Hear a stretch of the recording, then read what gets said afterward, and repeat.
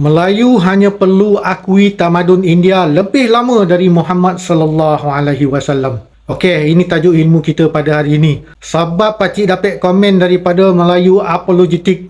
Tak sangka pakcik adukah jadi resis sekarang. Resis? Pakcik lawan resis India, resis Cina dituduh resis. Resis kepala raup kau. Nanti akan ada kelompok Borneo lawan Persekutuan, dia nak mereka. Dan time tu pakcik lawan. Kau tuduh resis tak? Resis batu pahat kau. Tio Beng Hok dulu, dia mati. Dia ni saksi rasuah oleh orang-orang Cina. Rasuah oleh orang-orang Cina. Kau ingat Melayu ni terima rasuah siapa yang ajar? Siapa yang bagi? Dan Tio Beng Hok ni dia mati, dia terjun di bangunan siasatan. Kaum Cina jadikan kempen. Ateh ponteh lah berarak sidang media resis tak? Hak dia orang lah. Kugen, penjenayah borek. Berapa banyak kes dia yang masukkan umat ayah kita? Mati dalam lokap. Kaum India jadikan kempen. Berarak sidang media, ateh ponteh. Resis tak? Hak dia orang lah. Oh, bila time pakcik kempen Melayu kono bersatu, resis. Resis kepala ampang kau. Bila pakcik kempen Adib Bombo tu dibunuh, resis. Wanongah kau. Bila lawan kuil haram dia pacak merata, resis. Anjang aki kau resis. Berjuta tahun dah kita ni duduk sini. Mana ada bina patung wasaan gua? Datang kasta paria dalit, semua bondo dia khabar Tuhan. Jahanam gua kita. Rosak perpaduan kita ni semua. Ya, sekarang ni kita hanya perlu aku tamadun India ni, dia lebih lama dari Muhammad sallallahu alaihi wasallam. Tamadun India dah keluarkan paria dan dalit ni dari struktur kasta mereka. Dia ada struktur kasta, keluar daripada struktur tu.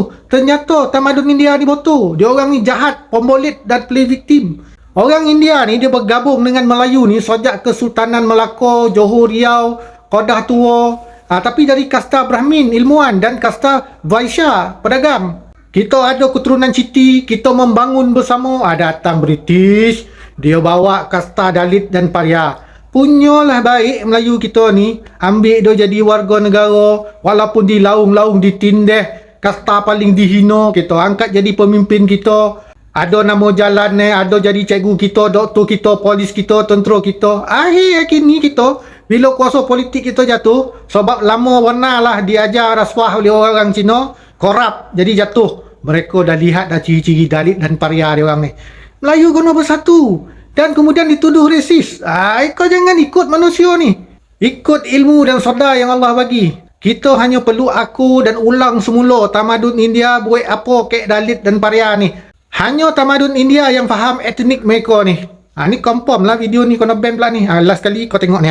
Bila isu kuih-kuih tu dimainkan oleh sesetengah ekstremis, puak-puak yang memang diorang anti terhadap penganut Hindu, saya rasa Waidinga dan saya, khususnya saya menggunakan kapasiti saya sebagai ketua DAPSI, kita merupakan satu-satu parti politik yang kita berdiri bersama dengan penganut Hindu. Tak kira ya pimpinan paling atas sekali ataupun parti politik lain, kita cakap dengan mereka, kita tak akan ada istilah frasa kuih haram.